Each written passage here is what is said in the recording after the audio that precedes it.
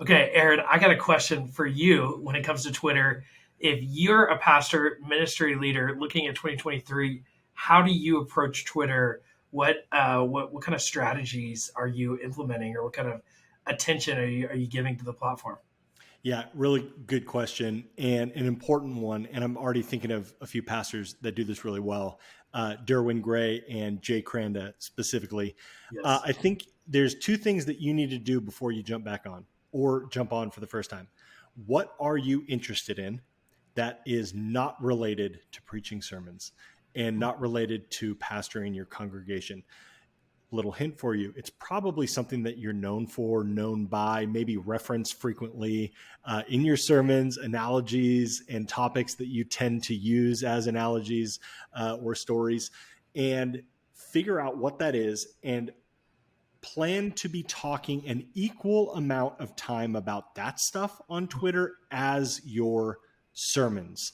And if you can figure out a way to blend those things together, um, and if you need help understanding how to do that, look at Jay Cranda, look at Derwin Gray. Jay Cranda talks about the Lakers in the NBA just as much as he talks about online church, and he talks about those things together. And Derwin Gray talks about, he's a former NFL player. He's a pastor of the other, that might be disrespectful. I'm sorry to anybody. The other Transformation Church that is not in Tulsa, Oklahoma, but is equally big in its own right.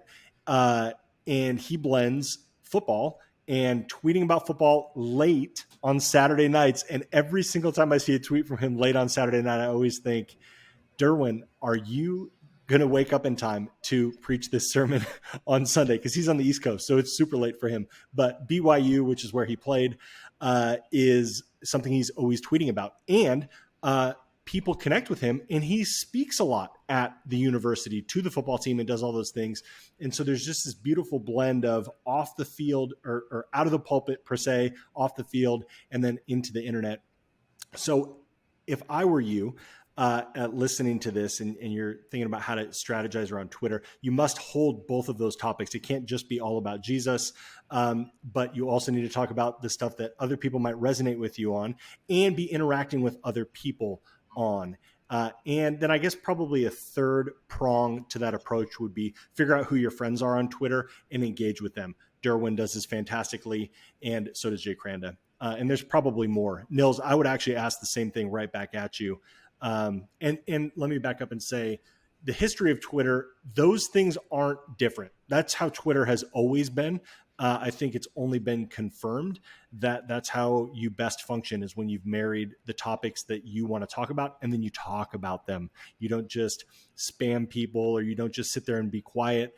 You engage the audience and the community that's talking about those things. But Nils, would be curious to know from your desk what that would be. Yeah, and I'll start with the church account or the ministry account. That's Uh, a good word. Yeah. and I think at the end of the day, it starts just like where we approach other platforms, is really starting with the pulpit. Is take sermon quotes, take scripture passages that are being highlighted on Sunday, and tweet those out during the week. Take maybe a series of scriptures that you want people to read before Sunday's sermon, tweet those out during the week.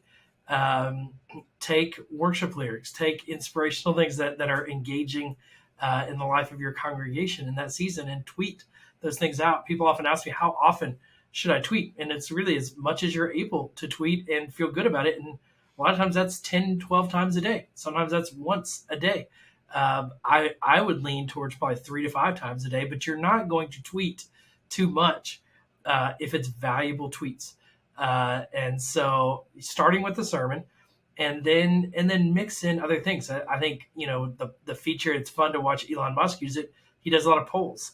I've seen it on when I use polls, they engage well, and so use that feature and functionality within Twitter. And then I would say, just track what other people are doing and that you see getting traction. So if you're starting to see graphics getting traction, maybe that you start putting more graphics in your tweets. Or Elon has talked a lot about video, so I envision video is going to be a Yep. more significant part I was just of going to Twitter say in that. the future. But right now, it's still just text only. Tweets is what is getting the best engagement on the platform, which anyone can do. And we actually found with our agency that by taking graphics out of our tweets, we're getting better engagement. Yep. And so you should actually do less work and have better results. So don't overthink Twitter. Yeah. Tweet text only tweets, and then maybe test some other things to see how that plays into the engagement. But yeah, it's really start with the sermon, and use that to create engaging tweets. The other form factor that is interesting on Twitter is these kind Nils, of tell them this. Let's pause. Yeah. Let's pause here. Tell them Yes. that. Tell them that. But you mentioned agency, and this is something that we've talked about. I want to Yeah. take like a little commercial break right here. This is something Okay. we talked about at the end of 2022, Yes. right? So you got to hang in here to hear what Nils was about to say, what I interrupted him for. But what's this agency that you're talking about that's looking at data and analytics and learning trends? What's going on?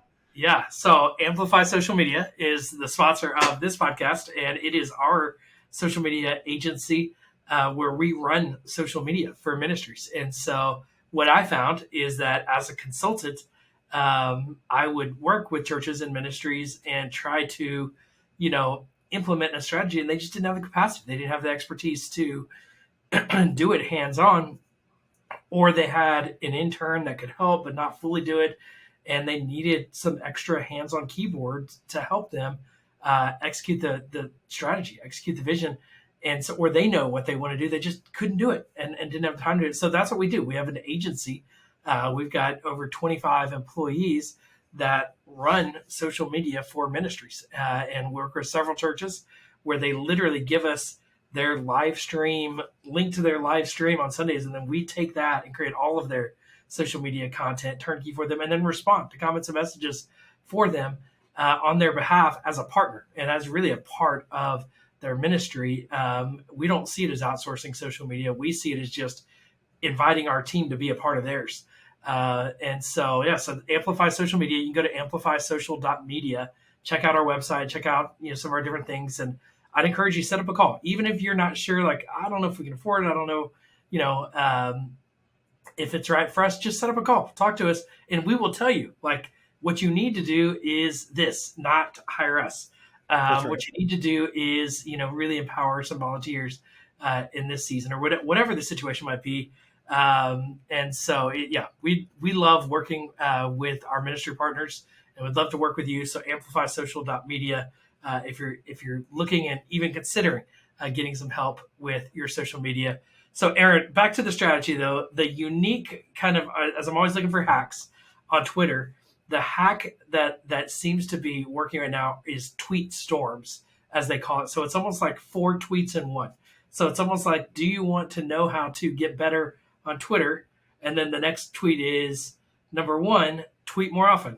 Number 2, and then the next tweet is, number 2, tweet more enthusiastically. Number 3 is reply to other people's tweets or whatever it might be. But it's basically 5 tweets in one tweet. This is why Nils is not writing the tweets for social media. Yes. Yeah. Be looking for that tweet storm, but in a much better way. Yeah. But it's very similar. It's basically Twitter's version of a carousel post on Instagram. And so where Instagram really integrated carousels, and you would, and that got better engagement. Twitter basically has these, I don't know what they call it. I hear tweet storms. I don't know if Twitter actually uses that, but uses these storms. It is like a tweet storm. I forget what they call it, but I don't know the term. But the other use case that you would see would be like journalists using it for like an article, and if you obviously are limited by tweet text. Now that might be changing in 2023. We don't know. Here nor there. What you're able to do is break down the summation and the bullet points of an episode or of an article, and have a bunch of tweets that are all associated with each other. Nils, what I love about this, because everyone that I encounter, I'm like, oh, I love it. It's almost on the previous episode, we were talking about learning platforms, and TikTok does that really well in short form video. YouTube does that really well in more academic, long form lecture style learnings, long form video. Twitter, I'm just realizing this right now. Twitter does that with text-based Yeah. learnings. And there's usually either it's a subject matter that I'm trying to learn about, a news story that I'm trying to learn about. The learning on Twitter actually happens with these, what you coined as tweet storms. So we'll continue rolling with that. Where you just have a bunch of quoted tweets all together, but it takes you through this journey of learning. And I've seen upwards of like 50, like a lot of tweets. They are totally writing a whole blog post in a series of 50 tweets. But it's interesting, and you learn, and each one has an opportunity to go viral. There are tweet storms that I've encountered where I'm not encountering the top one. I'm encountering one that's down in there. I'm like, okay, I got to start from the top, right? And then you're like trying to find it. And so, yeah, there is a really good opportunity for the organizational, obviously pastoral side as well, but the organizational side of your church account to be doing these tweet storms, maybe a synopsis of the Sunday service. Yeah. Yeah. So I'm going to, as we kind of pull this together, Aaron, there's three things that I think of, like just tips I want to give to ministry leaders around Twitter. And then I'll be curious, if you have any. I'll tell you if you're right or wrong. So the first one is, I lost my train of thought. My wife just texted me in the background, and it threw me off. Okay, so the first one on Twitter is Twitter trending. So pay, like, one of the things that I think every pastor ministry leader needs to look at every day is what's trending on Twitter. And this one's that you could check in the USA, you could check in your country, your state, you could check in your country, but you could check globally. But check what's trending. And I have been guilty of paying attention to what I pay attention to, and that's, as a faith type stuff and sports stuff, but not like, Katie will make fun of me because I'm like, who's Lil Wayne? Like who's like whatever it might be. And why does he spell little wrong? Yeah. And so I just am out of cultural norms because I'm just not interested in certain things, but I need to. And so, like, you're over 40, Nils. This is a new year. We're going to banter more. Nils and I don't always get along. No, it's because you're over 40. That's why. We get along better than Jay. That's true. It's just something about the Lakers fans. That's Jay's problem. That's right. So follow what's trending and learn about what's trending. When you don't know what it is that's trending, find out what that is. Yep. And why it's trending. So that's number one. Okay, number two. So number one is pay attention to what's trending. Number two is hashtags. Your church should have a hashtag. Now, the hashtag should be good for the same as what's on Instagram is on Twitter, and encourage people to use the hashtags when they're talking about your church. And then you can track those hashtags and see what people are saying. Retweet people when they tweet about your church. But use hashtags. That's a big part of Twitter. And I think about, like, as you're watching a football game and the hashtags, you're watching Survivor and the hashtag, you're watching, various different things, or you're integrating a conversation. Well, there's a conversation happening about your church, but it's often not integrated. People aren't integrated with each other because they're not using the hashtags. Use that. That's a foundational part of Twitter. And then the other thing that I want to say, Aaron, and I don't really even know how to describe it, but I would really kind of describe it as search. But it's kind of more just like listen. Make sure you're listening on Twitter. So this could be using the hashtag. This could be just people talking about your area. Like I think about in Dallas, somebody that might be typing moving to Dallas, and engage with it. Or somebody that is complaining about your church. Listen to maybe what their complaints are, or in your community and what's happening. Twitter is a great place to listen to the public dialogue. And this is, Elon has talked about this a lot at Twitter, of it's basically the market square.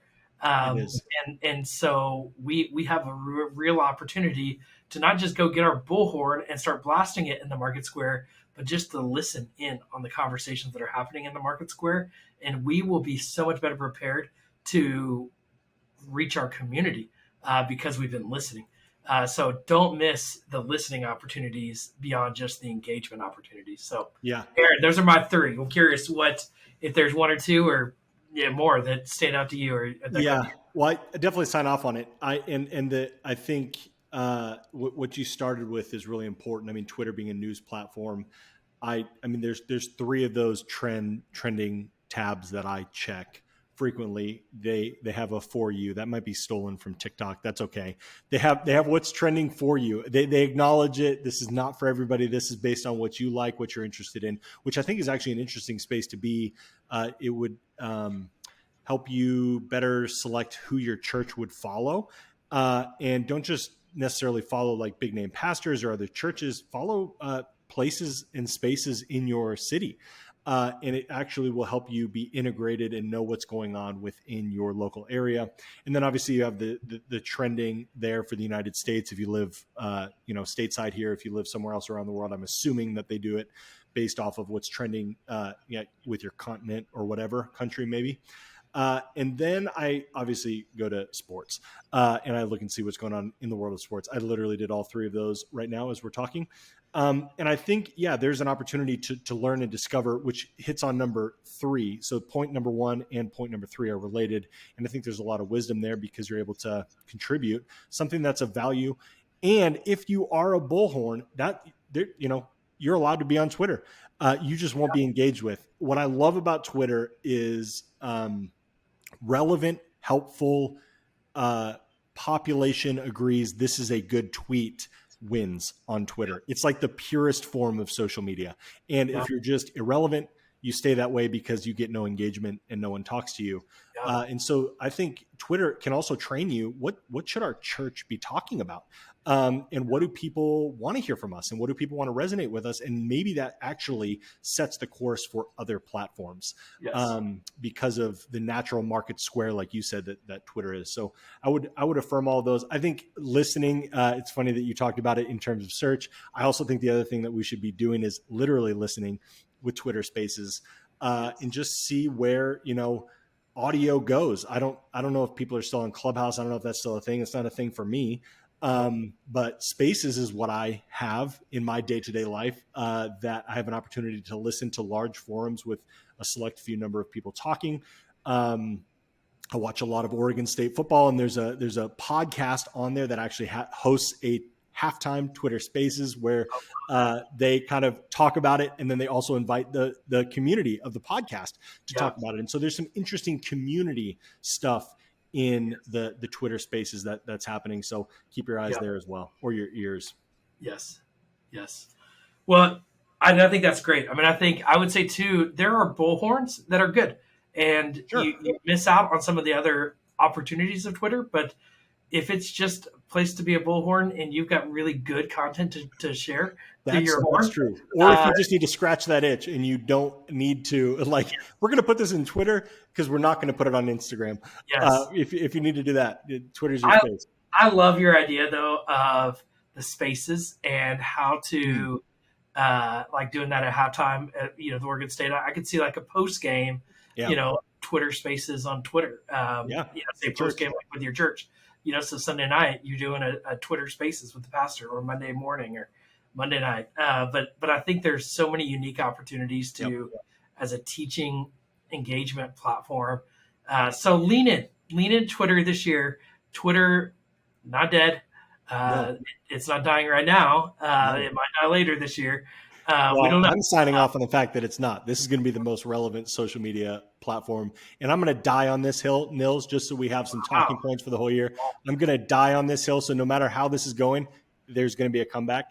So I'm dying on this hill this year. And I would say start by engaging with our hashtag SMC podcast. Let us know what you think. And, Nils and I are on there. We're active on there. I will get notified. It's one of the few social medias I actually have notifications for that comes straight away. So hit us up. All right. Well, that's it for this podcast. For show notes and all things Social Media Church, go to socialmedia.church.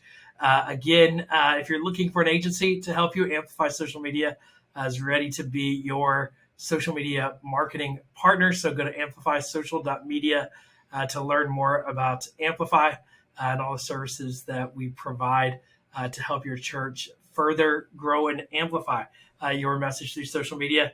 And go connect with us on Twitter. And let's have a Twitter conversation in the Twitterverse about social media. So let's keep this conversation going on Twitter, #SMC podcast. Thanks for listening. We'll talk to you again on the next episode.